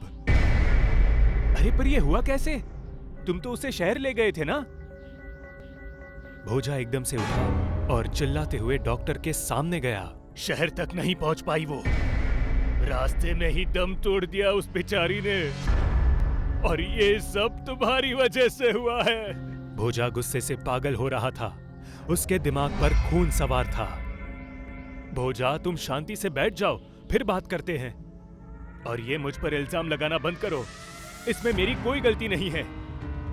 डॉक्टर, तुम्हारी वजह से मेरी बीवी मर गई। अगर तुमने यहाँ उसका इलाज कर दिया होता तो वो आज जिंदा होती। एक मामूली सी जान नहीं बचा सकते तो क्या फायदा इस अस्पताल का? ऐसी बात नहीं है। मैंने तुमसे कहा था कि यहाँ सारे उपकरण नहीं हैं, और उसके बिना। चुप, एकदम चुप। तुमने मेरी बीवी को मारा है, उसकी हत्या की है। तुम जैसे हत्यारे को इस समाज में जीने का कोई हक नहीं है। भोजा ने टेबल पर पड़ा हुआ चाकू उठाया और डॉक्टर के पेट में घुसा दिया। डॉक्टर जोर से चिल्लाया। मेरी बीवी भी इसी तरह चिल्ला रही थी। मैं तुम्हें उसी के पास भेज रहा हूँ। ऊपर जाकर उससे माफी मांगो। अगर उसने माफ कर दिया तो ठीक है, वरना इसी तरह नरक में सड़ते रहो। ने एक और बार डॉक्टर के पेट में वार किया। डॉक्टर चिल्ला के तड़प तड़प कर मर गया। भोजा चाकू वहीं फेंककर क्लिनिक का दरवाजा बंद करके चला गया। भोजा थका हारा अपने घर आया और रोता रहा। बाहर बहुत तूफानी बारिश होने लगी। अचानक से किसी ने भोजा के घर का दरवाजा खटखटाया। भोजा डर गया। इतनी रात को कौन आया होगा? कहीं पुलिस को तो पता नहीं चल गया? नहीं, पुलिस को कैसे पता चल सकता है? अभी तो रात है। अचानक से एक और बार किसी ने भोजा के घर का दरवाजा खटखटाया। भोजा ने बाहर जाकर देखा, एक आदमी खड़ा था। उसका चेहरा छाते के नीचे छिपा हुआ था। कौन है भाई? क्या चाहिए? भोजा आप ही है? मैं ही हूँ। आप कौन? मुझे आपकी बीवी ने भेजा है आपसे मिलने के लिए। ये क्या बात कर रहे हो? मेरी बीवी मर चुकी है, वो तुम्हें कैसे भेज सकती है? आपने ही तो मुझे आपकी बीवी के पास माफी मांगने के लिए भेजा था ना? तो मैं उसका जवाब लेकर आया हूं। भोजा डर गया। उस आदमी ने छाता नीचे किया और अंदर आने लगा। भोजा ने देखा कि वो डॉक्टर था जो उसके घर आया था। उसके पेट पर वो 2 चाकू के निशान वैसे ही थे। डॉक्टर साहब, तुम जिंदा कैसे हो? मैंने तो अपने हाथों से तुम्हें मारा था, फिर ये सब कैसे हो सकता है? मेरी कोई गलती ना होते हुए भी तुमने मुझे मारा। अब मैं इसका बदला लेने आया हूँ। भोजा डर कर घर में भागने लगा। डॉक्टर भी उसके पीछे गया। मुझे माफ कर दो, मुझे जाने दो। मेरे हत्यारे को मैं नहीं छोड़ूंगा। और वैसे भी ऊपर जाकर मैंने तुम्हारी बीवी से बात की, उसे तुम्हारी हरकत के बारे में बताया, उससे माफी भी मांगी, पर उसने मुझे कहा कि भोजा को उसकी गलती की सजा मिलनी ही चाहिए। मैंने कुछ नहीं किया, तुम झूठ बोल रहे हो, तुम एक भूत हो। डॉक्टर भोजा की तरफ आने लगा और जोर जोर से हंसने लगा। डॉक्टर ने अपना छाता खोला तो उसमें से बहुत सारे इंजेक्शन नीचे गिरे जो खून से भरे हुए थे।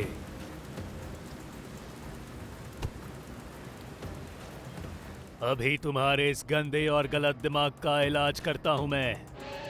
तुम्हारी बीवी ऊपर तुम्हारा इंतजार कर रही है और मैं तुम्हें उसके पास ले जाने आया हूं। नहीं नहीं, मुझे माफ करो।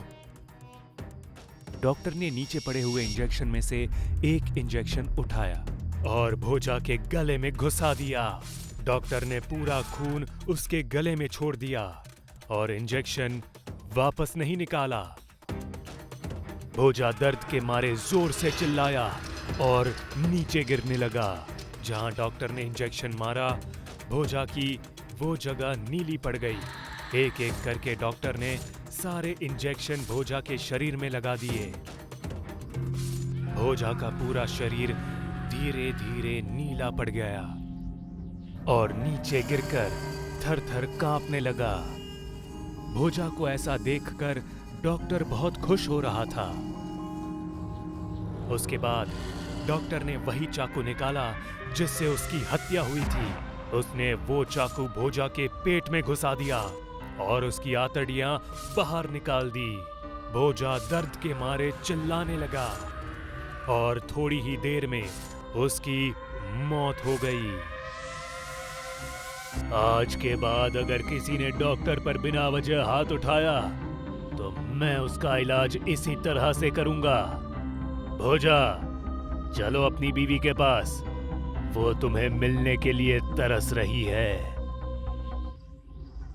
डॉक्टर ने भोजा की लाश को उठाया और वहां से निकल गया।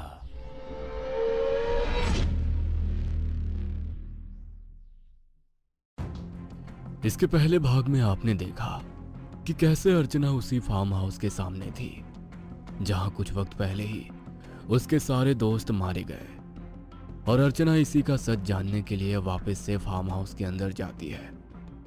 और इस बार वहां घोर शांति थी। जो फार्म हाउस कुछ वक्त पहले रोशनी से चमक रहा था, अब वो एकदम वीरान पड़ा था, जैसे हजारों सालों से यहां कोई ना आया हो। तभी अचानक अर्चना को सामने की सीढ़ी से किसी के ऊपर चढ़ने की आवाज आती है। अर्चना बिना कुछ सोचे ऊपर जाने लगती है और सामने बने एक कमरे में चली जाती है। वो कमरा भी वीरान था, उसकी खिड़कियां टूटी और कमजोर सी थी।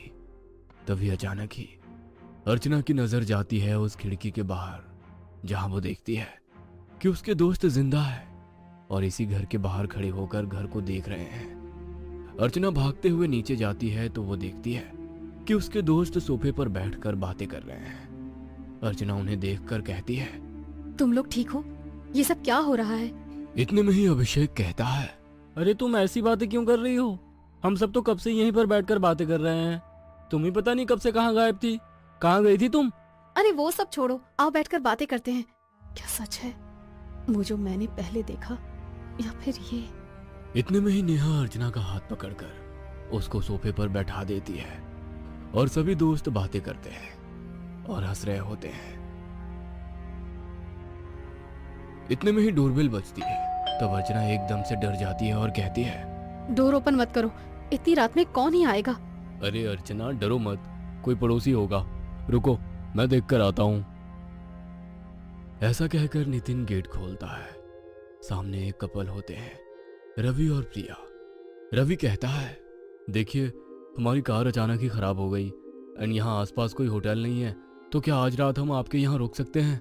इतने में अमन एक डरावनी आवाज में कहता है, हाँ बिल्कुल रुक सकते हैं, हम सब भी यहाँ रुक गए हैं।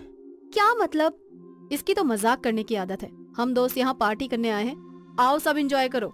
अब सभी लोग बैठकर खाते हैं और पीते हैं, लेकिन इन सब में प्रिया देखती है कि अर्चना बहुत डरी हुई है, तो वो अर्चना से कहती है, आप कुछ परेशान लग रही हैं, क्या हुआ है? यहाँ छलावा।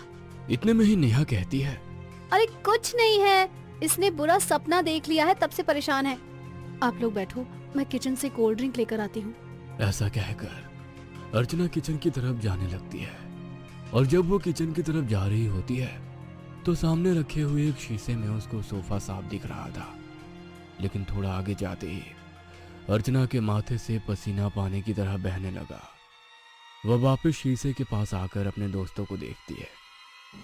सामने से देखने पर सब नॉर्मल दिख रहा था, लेकिन शीशे में देखने पर उसके दोस्त नहीं, वहां उनकी लाश बैठी हुई दिख रही थी। सभी के सर से खून बह रहा था, किसी की आंख नहीं थी तो किसी का सर नहीं था। ये हाल देख अर्चना जोरों से चीखती है और भागते हुए रवि और प्रिया के पास आकर उनको भागने को कहती है। उठो उठो जल्दी और भागो यहाँ से, जल्दी भागो वरना वरना मारे जाओगे सब। अब ये सुन रवि और प्रिया को कुछ भी समझ में नहीं आ रहा होता है, लेकिन अर्चना के दोस्त के चेहरे अभी जो हंसते हुए थे अब अचानक ही गुस्से से भर जाते हैं और उनकी आंखें लाल हो जाती है। ये देख प्रिया वहां से भागने लगती है और रवि भी गेट की तरफ भागने लगता है। प्रिया और अर्चना तो गेट से बाहर निकल आती हैं, लेकिन रवि के बाहर आने से पहले ही गेट बंद हो जाता है और उसके बाद रवि के चीखने की आवाज आती है और गेट के बाहर खून ही खून हो जाता है। ये देख प्रिया रोने लगती है, लेकिन अर्चना उसको भागने को कहती है और दोनों जंगल में भाग जाते हैं। तो प्रिया रोते हुए अर्चना से कहती है, ये सब क्या हो रहा है? तुम्हारे दोस्तों ने मेरे पति को क्यों मारा? बोलो। वो मेरे दोस्त नहीं है, वो छलावा है जो मेरे दोस्तों का रूप लेकर अभी तक मुझे भी अपने जाल में फंसा कर रखे हुए थे। छलावा किसी का भी रूप ले सकता है। तुम्हें अगर अपनी जान बचानी है तो किसी पर भी यकीन मत करना, समझ गई? और तभी एक आवाज आती है, प्रिया कहाँ हो तुम? मुझे बचाओ, वो छलावा मुझे मार देगा, बचाओ मुझे। भागो यहाँ से, वो छलावा हमारे ही पीछे है। नहीं, वो मेरे पति रवि हैं, ये उनकी ही आवाज है, उनको बचाने चलो मेरे साथ। ये सब झूठ है, ये सब तुम्हें फंसाने के लिए छलावा कर रहा है, मत सुनो उसकी बात, भागो यहाँ से। इसके बाद प्रिया अर्चना के पैरों में गिर जाती है और कहती है, मेरी मदद करो, ये सच में मेरे पति हैं, बचा लो उनको प्लीज। अर्चना प्रिया की बात मान लेती है और दोनों धीरे धीरे रवि की आवाज की दिशा में जाने लगते हैं और थोड़ी देर में ही उन्हें रवि खून से लथपथ दिख जाता है, जो प्रिया के पास आकर कहता है, तुम ठीक तो हो ना? मैं बहुत मुश्किल से अपनी जान बचाकर आया हूँ, वो छलावा मुझे मार देता। हमें जल्दी से यहाँ से निकलना होगा, मेरे साथ चलो, मुझे यहाँ से बाहर जाने का रास्ता मालूम है। प्रिया और अर्चना दोनों उसके साथ आगे जाने लगती हैं। तभी अर्चना देखती है कि वो वापस से उसी फार्म हाउस के पास जा रहे हैं, लेकिन रास्ता अलग है। अर्चना समझ जाती है कि ये रवि नहीं, छलावा है। तभी अर्चना पास में पड़ा एक डंडा लेती है और पूरी ताकत से रवि के सर पे दे मारती है, लेकिन उस चोट से रवि को कुछ नहीं होता। यह देख अर्चना और प्रिया दोनों रवि से दूर हो जाती हैं और समझ जाती हैं ये छलावा है, और दोनों वहां से भागने लगती हैं। भागते भागते दोनों जंगल से बाहर निकल आती हैं। अर्चना की हालत काफी खराब हो गई थी, इसलिए वो जंगल से बाहर आते ही बेहोश हो जाती है और अचानक ही उसकी आंख अस्पताल में खुलती है और अर्चना कहती है, छोड़ो मुझे, जाने दो, मत मारो मुझे, जाने दो। वहां के डॉक्टर उसको शांत करते हैं और बोलते हैं, देखो तुम जंगल के रोड पे हमें बेहोश पड़ी मिली थी, क्या हुआ था तुम्हारे साथ? अर्चना अपने साथ हुआ सब कुछ बता देती है। यह सुन डॉक्टर हंसते हुए वहां से चले जाते हैं। लेकिन वहां का एक कंपाउंडर अर्चना से कहता है, मुझे पता है जो तुम्हारे साथ हुआ वो कितना डरावना रहा होगा, अच्छा है तुम वहां से बचकर आ गई। तभी अर्चना को याद आता है कि उसके साथ तो प्रिया भी थी। वो कहती है, मेरे साथ एक लड़की और थी, प्रिया, वो कहाँ है? ठीक है वो?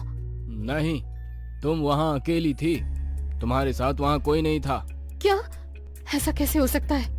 अर्चना अस्पताल से अपने घर जाने के लिए निकल ही रही होती है कि तभी वो अस्पताल में लगा एक न्यूज़पेपर देखती है जिसमें रवि और उसकी पत्नी प्रिया के मिसिंग होने की न्यूज़ थी, जो 5 साल पहले उसी जंगल में गायब हो गए थे। ये देखकर अर्चना समझ जाती है कि रवि और प्रिया दोनों की आत्माओं ने अर्चना की जान बचाई है।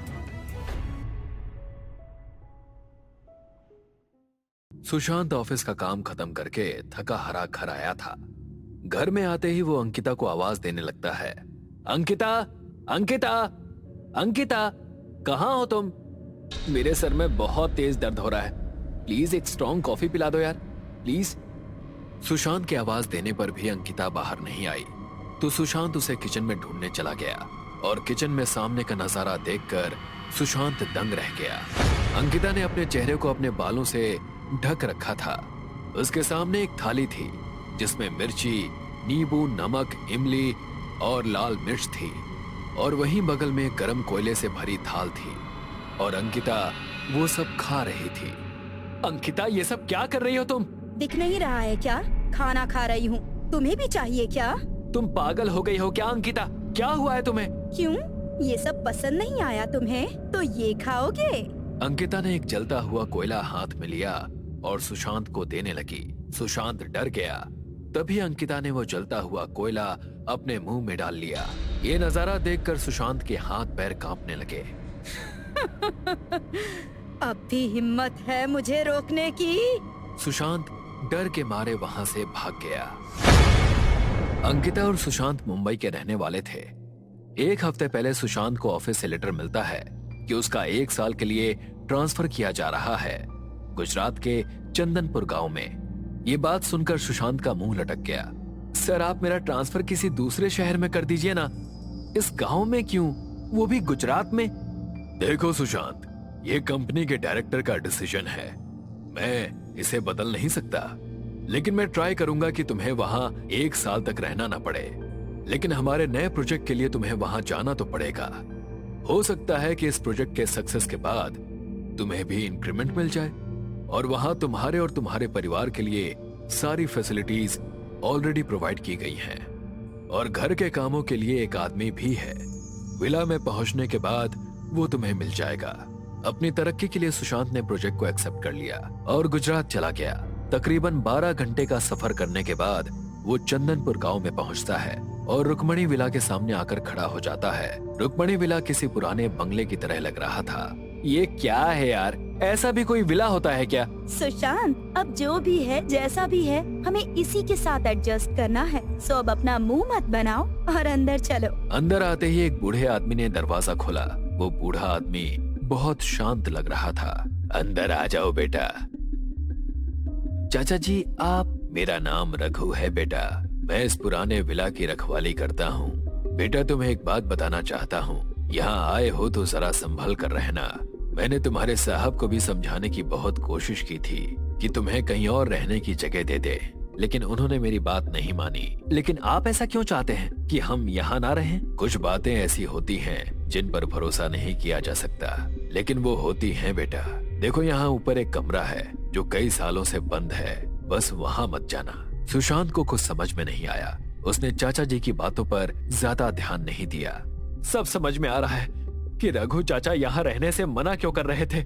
ये जगह ठीक नहीं है, अब इसका इलाज भी चाचा जी ही बता सकते हैं। सुशांत दौड़ते हुए चाचा जी के घर गया और उन्हें सारी सच्चाई बताई। बेटा, मैं जानता था कि ऐसा एक ना एक दिन जरूर होगा। रुक्मणी इतनी आसानी से नहीं जाने वाली। रुक्मणी? कौन रुक्मणी और उसका हमसे क्या नाता? वो हमारे पीछे क्यों पड़ी है? रघु चाचा ने बताया कि 30 साल पहले गांव में रुक्मणी विला सबसे बड़ा विला था और उस विला में रुक्मणी अपने पति के साथ रहती थी। रुक्मणी का पति गजेंद्र रुक्मणी से बहुत प्यार करता था, इसलिए उन्होंने इस विला का नाम रुक्मणी रखा था। लेकिन किस्मत को कुछ और ही मंजूर था। रुक्मणी दिखने में जितनी खूबसूरत थी, अंदर से उतनी ही खतरनाक थी। उसे पैसों का बहुत लालच था, इसीलिए उसने गजेंद्र से शादी की थी। गजेंद्र को जब पता चला कि रुक्मणी उसे धोखा दे रही है और काला जादू करके सबको ठगती रहती है, तो गजेंद्र का गुस्सा 7वें आसमान पर पहुंच गया और उसने रुक्मणी को उसके कमरे में ही जला दिया। तब से रुक्मणी की आत्मा उस विला के कमरे में कैद है। एक दिन गजेंद्र को रात में किसी के रोने की आवाज आई। वो उस आवाज की ओर बढ़ता गया। क्या हुआ, कैसे हुआ, कुछ नहीं जानते। बस अगले दिन उसी कमरे में गजेंद्र की लाश मिली, वो भी बहुत बुरी हालत में। लाश ऐसी दिख रही थी जैसे उसका खून सूख गया हो। तब से उस कमरे को बंद रखा गया था ताकि रुक्मणी की आत्मा किसी और की जान ना ले सके। तभी सुशांत को याद आया कि उसका बच्चा अभी भी रुक्मणी विला में है। वो चाचा जी को लेकर रुक्मणी विला की ओर भागा। तभी अंकिता अपने बच्चे के पास आई। उसकी आंखों की पुतलियां सफेद हो गई थी और वो बच्चे के पास बेड पर बैठ गई। बहुत सालों बाद नरम नरम मांस खाने को मिलेगा। कहाँ से खाऊं तुम्हें? तुम्हारे मुलायम पैरों से या तुम्हारे सिर से? सिर से खाती हूँ, मजा आएगा। अंकिता बच्चे के पास गई ही थी कि सुशांत ने पीछे से लोहे के सरिया से अंकिता के सर पर वार किया। अंकिता ने गुस्से में सुशांत की ओर देखा, फिर उसने सुशांत का गला दबाया और उसे हवा में उठा लिया। तभी रघु चाचा वहां पर आ गए और उन्होंने अपने पास रखी विभूति को अंकिता के माथे पर लगाया। अंकिता के शरीर में करंट दौड़ने लगा और वो वहीं बेहोश हो गई। रघु चाचा ने बताया कि अंकिता को गांव के सिद्ध तांत्रिक के पास लेकर जाना होगा। अब वही अंकिता को बचा सकते हैं। रघु चाचा ने सुशांत के बच्चे को गोद में लिया और सुशांत ने अंकिता को गोद में उठाया और दोनों ही जंगल की ओर जाने लगे। तांत्रिक के पास पहुंचने के बाद सुशांत ने अंकिता को तांत्रिक के पास लेटा दिया। तांत्रिक ने अंकिता के माथे पर जैसे ही हाथ रखा, उन्हें जो कुछ भी हुआ था सब दिखाई देने लगा। अंकिता किचन में काम कर रही थी, तभी उसे किसी के रोने की आवाज सुनाई देती है। ये आवाज किसकी है इस घर में और कौन है ये? अंकिता उस आवाज का पीछा करते करते उसी कमरे की ओर गई जहां रुक्मणी को जलाया गया था और अंकिता ने जैसे ही दरवाजा खोला, रुक्मणी की आत्मा ने अंकिता के शरीर पर कब्जा कर लिया। इससे पहले कि भभूति का असर खत्म हो जाए और ये जाग उठे, इसे इस पीपल के पेड़ से बांध दो। सुशांत ने एक रस्सी से अंकिता को पीपल के पेड़ से बांध दिया। तांत्रिक बाबा ने हल्दी और कुमकुम को पवित्र गंगा जल में मिलाया और अंकिता के चारों ओर घेरा बनाया। फिर अंकिता के ऊपर गंगा जल फेंका और जैसे ही पानी अंकिता के ऊपर छिड़का, अंकिता की आंखें खुल गई और वो जोर जोर से चिल्लाने लगी। उसने गुस्से में अपनी रस्सी तोड़ दी और घेरे से बाहर आने की कोशिश करने लगी। लेकिन जब भी वो घेरे से बाहर आने की कोशिश करती, घेरे में एक तिलस्मी आग लग जाती। अंकिता डरावनी गुस्से की आवाज में, तुम्हारी हिम्मत कैसे हुई मुझे यहाँ लाने की? तुम्हें क्या लगा तुम मुझसे बच पाओगे? इस ढोंगी तांत्रिक के साथ मिलकर मुझे हराओगे? अब मैं किसी को नहीं छोड़ूंगी, सबको मार दूंगी।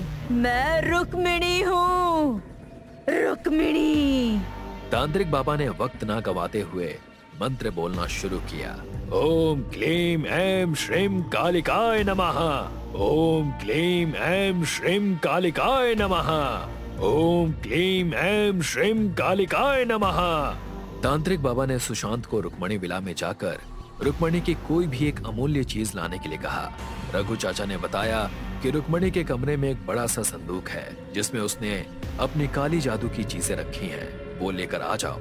सुशांत दौड़ते हुए रुक्मणी विला में गया। सुशांत जब तक लौट कर आता, तांत्रिक बाबा ने रुक्मणी को रोक कर रखने का प्रयास किया, लेकिन इतने सालों में रुक्मणी इतनी शक्तिशाली हो गई थी कि उसे रोक पाना असंभव लग रहा था। और थोड़ी देर के बाद रुक्मणी ने खुद को हल्दी कुमकुम के घेरे से आजाद कर लिया। वो पहले रघु चाचा की ओर बढ़ी। रघु चाचा ने बच्चे को एक बड़े पत्थर के पीछे सुरक्षित रख दिया। रुक्मणी ने रघु चाचा को हवा में उठाया और एक पत्थर पर पटक दिया। रघु चाचा के सर से खून बहने लगा। उस बूढ़े कमजोर आदमी पर अपनी शक्ति क्यों दिखा रही है? हिम्मत है तो मुझसे लड़। तांत्रिक बाबा ने जमीन पर एक जोर से हाथ मारा। वो झटका इतना जोरदार था कि जमीन 2 भागों में बट गया। रुक्मणी और तांत्रिक ने युद्ध शुरू किया और दोनों ही अपनी अपनी शक्तियों का प्रयोग करने लगे। तभी वहाँ सुशांत एक छोटा संदूक लेकर पहुंचा। बाबा, मैं संदूक लेकर आ गया। संदूक को उस हवन कुंड में डालो, जल्दी, मैं ज्यादा देर तक इसे रोक नहीं पाऊंगा। सुशांत संदूक को हवन कुंड में डालने के लिए आगे बढ़ा। रुक्मणी ने सुशांत पर हमला करना चाहा, लेकिन उससे पहले ही सुशांत अग्निकुंड के पास पहुंचा और संदूक को आग में डाल दिया। जैसे ही संदूक जल गया, रुक्मणी की आत्मा ने भी अंकिता का शरीर छोड़ दिया और वो उसके शरीर से बाहर आ गई। उसका रूप एक भयानक चुड़ैल की तरह था। वो जोर जोर से चिल्लाने लगी और कुछ ही पल में राख के ढेर में तब्दील हो गई। सुशांत ने अपनी हिम्मत और प्रेम से अपने बच्चे और अपनी पत्नी दोनों को बचा लिया और हमेशा के लिए रुक्मणी विला को बंद करके वहां से चला गया।